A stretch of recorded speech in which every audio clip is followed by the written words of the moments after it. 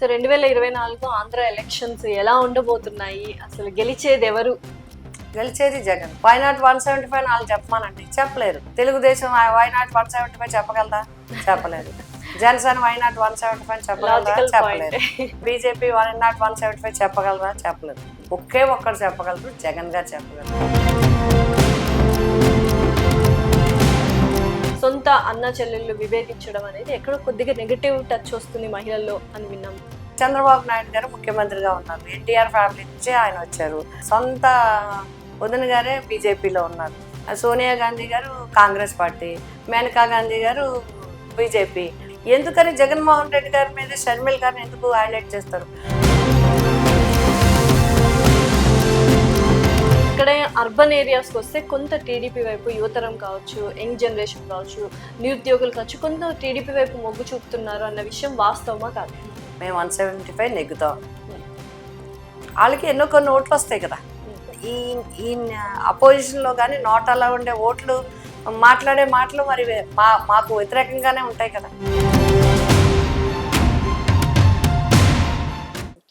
So fan గాలి కొంత wave అనేది తగ్గింది అని అంటున్నారు. ఈ ఎలక్షన్స్ కంటే ముందు వచ్చినంత భారీ మెజారిటీ రాకపోవచ్చు, 150కి పైగా. ఇలాంటి చర్చలే పెడతారు వాళ్ళు. ఫ్యాన్ గాలి తగ్గింది, లేకపోతే సైకిల్ వస్తుంది, పెరిగింది అని చెప్తారు. బట్ ఫ్యాన్ గాలి ఎప్పుడు జోరుగా హుషారుగానే ఉంది. ఫ్యాన్ గాలి ముందుకు వెళ్తూనే ఉంది. ప్రజలకి అండగా ఉండేది ఫ్యాన్, అండగా ఉండేది జగన్. కాబట్టి ఇవన్నీ ఇదే టాపిక్ డైవర్ట్ చేయడం, మనుషుల్ని ఇంకో దాంట్లోకి పంపించడం, మా మీద దుష్ప్రచారం చేయటం, జగన్ గారి మీద దుష్ప్రచారం చేయటం తప్ప మీరు ఒక్క మాట చెప్పండి. వాళ్ళు ఏమైనా మేము గతంలో ఇది చేసాము, ఇది బాగా జరిగింది, ఇంకో ఇది ప్రజల కోసమని ఒకటి చెప్పమనండి. ఇప్పుడు ఎన్టీ రామారావు గారు అంటే కూడు గూడు నీరు నీడ, 2 రూపాయలు కిలో బియ్యం, గ్రామాలకి నీరు ఇవ్వాలి, single window system, single window system, public నేను చెప్తాను, ప్రజలకి, పేద ప్రజలకి ఉపయోగపడే సింగిల్ విండో సిస్టమ్, అంటే సొసైటీలకి మంచిగా చేసే విధంగా మున్సిపకరణాలు రద్దు, ఇది ఉంది.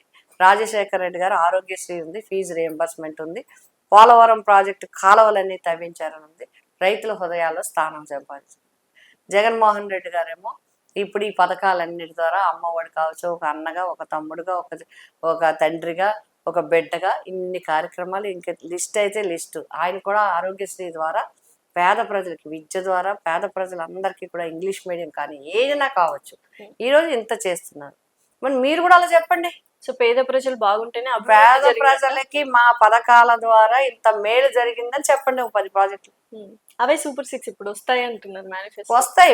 ఇప్పుడు ఓట్ల కోసం వచ్చే ప్రాజెక్టులు కానీ ప్రజల కోసం కాదు. సో కాపు ఉద్యమ నాయకుడు ముద్రగడ గారు మీ వైపు ఉన్నారు. సో ఎంత బలం చేకూరుతుంది? ఆయన కొంత అటు ఇటు వచ్చేసి ఇంకా లాస్ట్ కి మీ దగ్గర ఫైనలైజ్ అయ్యారు అని వింటున్నాము.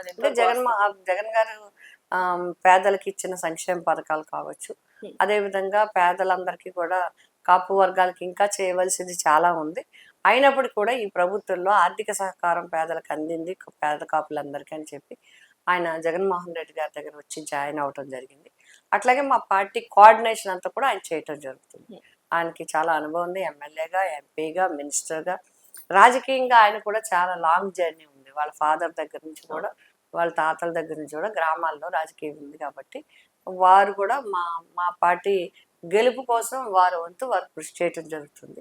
అందరినీ కూడా పార్లమెంట్ నియోజకవర్గంలో అందరితో కూడా మాట్లాడడం జరుగుతుంది, అందరినీ కోఆర్డినేట్ చేయడం జరుగుతుంది. ఎందుకంటే మంచి సంబంధాలు ఉన్నాయి ఆయనకి, రాజకీయంగా సంబంధాలు ఉన్నాయి, కుటుంబ పరంగా సంబంధాలు ఉన్నాయి. ఆయన కూడా చేయగలరు కాబట్టి, అంత ఓపిక అన్నీ ఉన్నాయి కాబట్టి ఆయన చేయగలరు. సో ఒకప్పుడు పొత్తు పెట్టుకున్నప్పుడు కొంత నెగటివ్ గా అవ్వచ్చు, కొంత బలహీనపడచ్చు వైఎస్ఆర్సీపీ పార్టీ అని అనుకున్నారు. బట్ అది కొంచెం రివర్స్ అయిపోయింది. వాళ్ళ పొత్తు కారణంగా వైఎస్ఆర్సీపీ పార్టీకి కొంత పాజిటివ్ ఇమేజ్ వచ్చింది. బట్ కాంగ్రెస్ నాయకురాలు ఎవరైతే ఉన్నారో, ప్రస్తుతానికి మన వైఎస్ షర్మిల గారి గురించి మాట్లాడుకుంటే, సొంత అన్న చెల్లెళ్ళు విభేదించడం అనేది ఎక్కడో కొద్దిగా నెగటివ్ టచ్ వస్తుంది మహిళల్లో అని విన్నాం. మరి అంటే మీరు అందరూ అట్లా చెప్తున్నారు, కానీ ఇప్పుడు ఒకే ఫ్యామిలీ నుంచి ఎంతమంది లేరు. ఇప్పుడు టీడీపీ చూసుకుందాం, వైఎస్ఆర్ ఫ్యామిలీ కాబట్టి అందరికి ఎక్కువగా నోటీసబుల్ గా. అంటే మీరు షర్మిల గారిని ఏదో జగన్ గారి మీద షర్మిల గారిని హైలైట్ చేసి చూపిస్తున్నారు కానీ అది ఇండివిజువల్, ఆమె చిన్నపిల్ల కాదు. ఆమె కూడా రాజకీయంగా పనిచేశారు, ఈ పార్టీలో పనిచేశారు, పాదయాత్ర చేశారు. అలాగే తర్వాత రాజకీయంగా తనకు తానుగా ఎదగాలనుకున్నారు. ప్రతి ఒక్కరికి రైట్ ఉంటుంది. ఆమె సొంత పార్టీ పెట్టుకున్నారు, సరే అక్కడ సక్సెస్ కాలేదు, మళ్ళీ ఆంధ్రప్రదేశ్ వచ్చారు, కాంగ్రెస్ తీసుకున్నారు. ఎటొచ్చి కాంగ్రెస్ లో మళ్ళీ ప్రెసిడెంట్ అయ్యారు.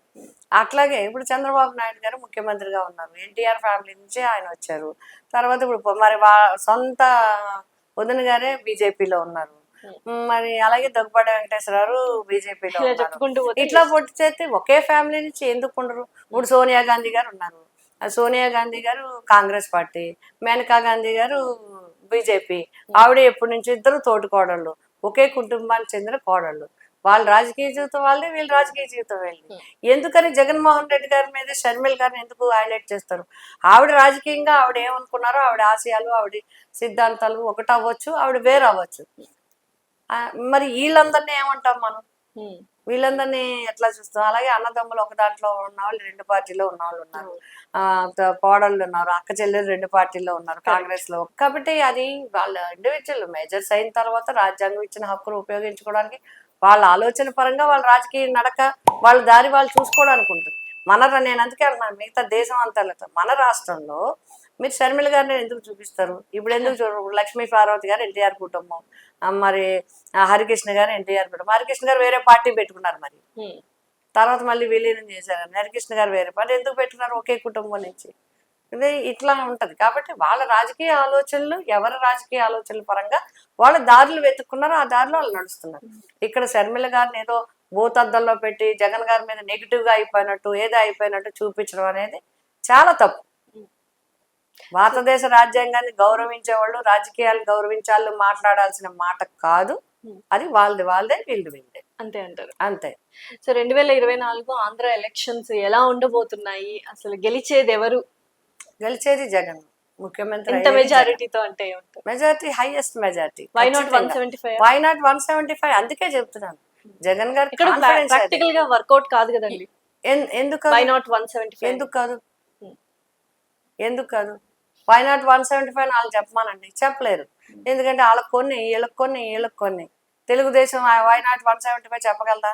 చెప్పలేరు. జనసేన వై నాట్ 175 చెప్పగలరా? చెప్పలేరు. బీజేపీ వై నాట్ 175 చెప్పగలరా? చెప్పలేరు. ఒకే ఒక్కడు చెప్పగలరు, జగన్ గారు చెప్పగలరు. ఎందుకంటే ఒకే ఒక్కడు 175 పోటీ చేస్తున్నారు. 175లో తన చేసిన కార్యక్రమాలు, తన ప్రజలకు అందించిన సేవ, తను చేసిన అభివృద్ధి, చేయబోయే అభివృద్ధి, ఇవన్నీ రేపు తన నెగ్గిస్తాయనే సంపూర్ణ విశ్వాసం. మీకు ఎవరికి ఉంది కాన్ఫిడెన్స్? చెప్పమానండి, ఎవరికి ఉంది కాన్ఫిడెన్స్? ఎవరికి? ఇప్పుడు ఎంతసేపు ఎదుటి పార్టీ క్యాండిడేట్ని బ్యాట్ చేయాలని చూడడం, ఎదుటి పార్టీ క్యాండిడేట్ల మీద తప్పుడు ప్రచారం చేయడం, ఎదుటి పార్టీ క్యాండిడేట్ల మీద లేనిపోని అపాధులు పెట్టి సోషల్ మీడియాని వాడుకుందామని చూస్తున్నారు తప్ప, ఇంకొకటి 3 పార్టీలు కలిసి మేము నెగ్గుతామని చెప్పమానండి. జగన్ గారిని ఓడిస్తామంటున్నారు అంటే, 3 కలిసి ఒక వ్యక్తిని ఓడించాలంటే ఆ వ్యక్తి ఎంత బలమైన వాడో తెలుసుకోండి. కొంచెం ప్రజల్లో చాలా బలమైన వ్యక్తి జగన్మోహన్ రెడ్డి గారు. ఈ రోజు ఆ బలాన్ని సరిపడే టగ్ ఆఫ్ వార్ లో చూస్తాం, లాగుతారు అందరూ కలిసి లాగినట్టుగా. అలా ప్రయత్నం చేస్తున్నారు లాగాలని. లాస్ట్ లో లాగి వెనకబడతారు, అంతకు మించి ఏం లేదు. సో రూరల్ ఏరియాలో బాగానే ఉంది. రిపోర్ట్స్ ప్రకారం మీరు అన్నట్టుగా పేద ప్రజలు రూరల్ ఏరియాలో ఎక్కువగా ఉంటారు కాబట్టి వాళ్ళది నిజంగానే చాలా బాగుంది వైఎస్ఆర్సీపీ పార్టీకి అని. బట్ ఎక్కడైనా అర్బన్ ఏరియాస్కి వస్తే కొంత టీడీపీ వైపు యువతరం కావచ్చు, యంగ్ జనరేషన్ కావచ్చు, నిరుద్యోగులు కావచ్చు, కొంత టీడీపీ వైపు మొగ్గు చూపుతున్నారు అన్న విషయం వాస్తవమా కాదు? అమ్మా 175 నెగ్గినా మేము 175 నెగ్గుతాం. వాళ్ళకి ఎన్నో కొన్ని ఓట్లు వస్తాయి కదా. ఇప్పుడు మాకు ఇక్కడ 2,30,000. లాస్ట్ టైం 1.8 పోల్ అయినాయి. ఇప్పుడు 1.9 కావచ్చు, లేకపోతే 2 లక్షలు కావచ్చు, లేకపోతే ఎంత పోల్ అవుతుంది అనేది చూద్దాం. అంటే ఇంచుమించుగా 75 to 80% పోల్ అయిపోతుంది కదా. పోల్ అయిపోతే నెగ్గడానికి మాకు వచ్చే ఓట్లు, అక్కడ అవతలకు వచ్చే ఓట్లు ఉంటాయి, ఇండిపెండెంట్కి వస్తాయి, పాత్ర పార్టీకి వస్తుంది, ఇంకో పార్టీకి వస్తుంది, ఒక చోట మనకి ఇక్కడంటే డైరెక్ట్. ఇప్పుడు వరకు ఉన్న ఎలక్షన్ డైరెక్ట్. కాకపోతే 3-4 పార్టీలు వచ్చి ఇంకెవరు ఇండిపెండెన్స్ చేస్తారో తెలియదు. వాళ్ళకి కూడా ఓట్లు వస్తాయి, నోటాకు కూడా ఓట్లు వస్తాయి. మరి ఈ ఓట్లు ఈ ఈ అపోజిషన్ లో కానీ నోటాలో ఉండే ఓట్లు మాట్లాడే మాటలు మరి మాకు వ్యతిరేకంగానే ఉంటాయి కదా. ఓకే. ఓకే. ఆ ఓట్లు, ఆ వ్యతిరేకంగా ఉన్న ఓట్లు మాట్లాడుతున్నాయి ఇప్పుడు అంటారా? ఎస్. సూపర్. సో చివరిగా ప్రజలకి ఏం చెప్పాలంటున్నారు? పిఠాపురం ప్రజలకి, అలాగే ఆంధ్రప్రదేశ్ ప్రజలకి మీ మాటగా ఏం చెప్పాలనుకుంటున్నారు? మీకు గౌరవం ఇచ్చిన వ్యక్తిని, ప్రజలంటే ప్రజలుగా చూసి, ప్రజల అవసరాలని చూసి వాళ్ళకి ఎలా బాగుంటుందో పేదరికాన్ని గౌరవించేవాడు, రైతాంగాన్ని గౌరవించేవారు, విద్యార్థుల్ని గౌరవించేవాడు, కార్మికులను గౌరవించారు, ఒకటేంటి అన్ని వర్గాలని గౌరవించేవారు, స్వచ్ఛమైన పరిపాలన తీసుకొచ్చేవాడు. బాబాసాహెబ్ అంబేద్కర్ గారు చెప్పినట్టుగా, బాబా ఫూలే చెప్పినట్టుగా ప్రజలు అడుక్కునే వాళ్ళు కాదు, వాళ్ళ ఆఫీసుల చుట్టూ కాదు, ఎవరైతే వారికి గౌరవించి పథకాలు అందజేస్తారో అదే నిజమైన ప్రభుత్వం అని చెప్పారు. ఆ ప్రభుత్వం ఈరోజు జగన్మోహన్ రెడ్డి గారి ప్రభుత్వం.